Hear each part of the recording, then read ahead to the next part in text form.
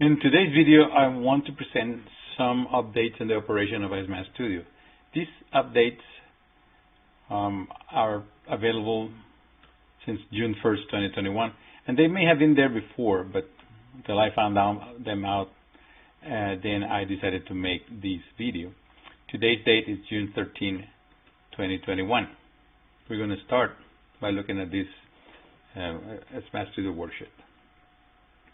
When I first presented the top bar, this bar right here with the icons, I didn't have this ability of changing the font or the size of the font, and I may not even have this ability of highlighting letters with bold or italics or undersign. Anyway. And so I'm going to present about those changes in the text boxes. The first thing is that we do have a variety of fonts available now that we have access to all the fonts available on our computer. And you can also change the sizes. And so if I have a new worksheet and I want to start a new text box, you use the double quote and then you start typing.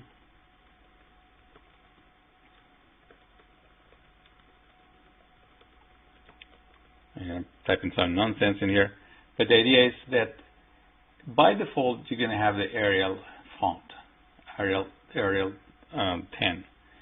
But if you hold this in another font, for example, in Courier New, and let it there, then this becomes the default font. And when you start a new text, then that font will become your available font. I've been using the Arial font as my default.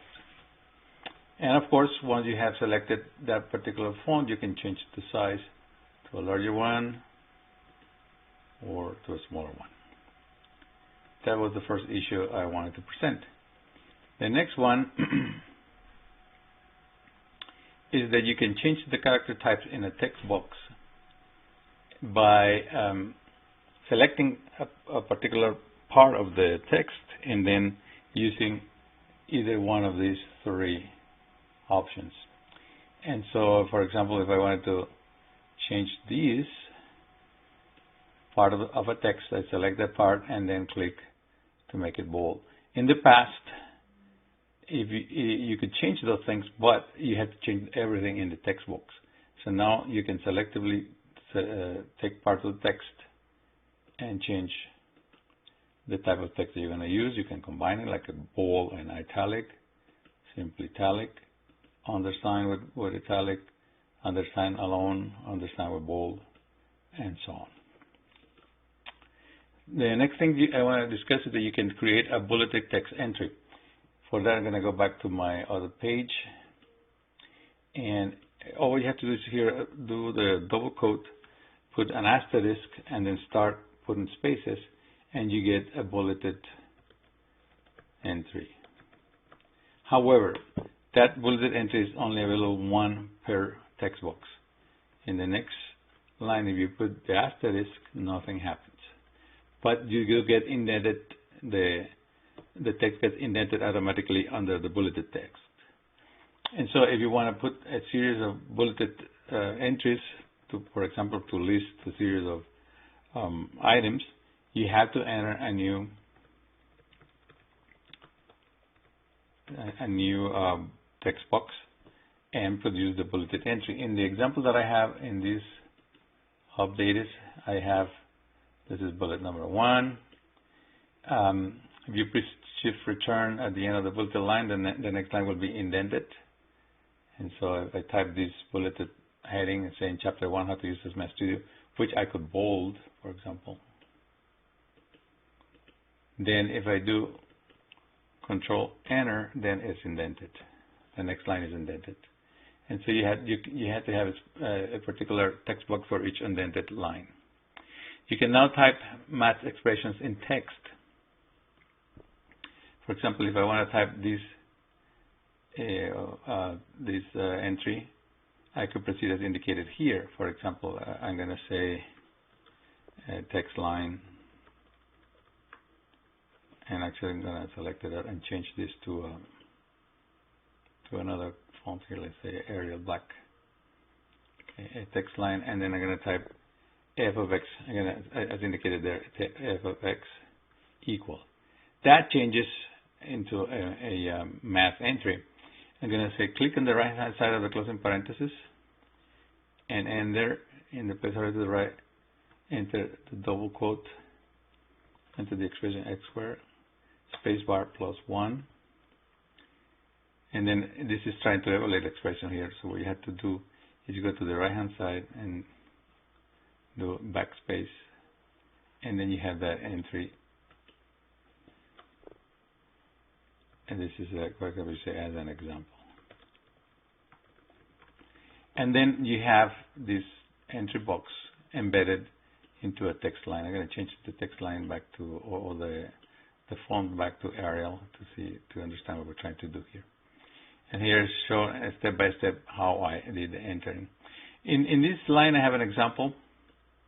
Also, simply type produces column ln of 5 equals, and it gives me the evaluation, and I'm going to change the font so you can see the contrast between pure text and math entry. So you can now do math entries into your text. It says the function definition is also valid outside of the text box. So if I define it, my function f of x like this, I can evaluate it, I can take a derivative. Remember, to take a derivative, you have to use the derivative icon here and type f of x, and then type x in here, and then use control dot. Okay.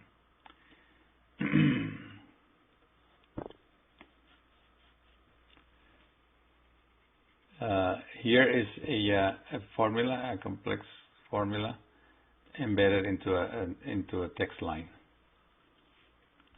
For example, let's say I'm going to calculate. I'm going to change the font to Arial. I'm going to leave it there and then go.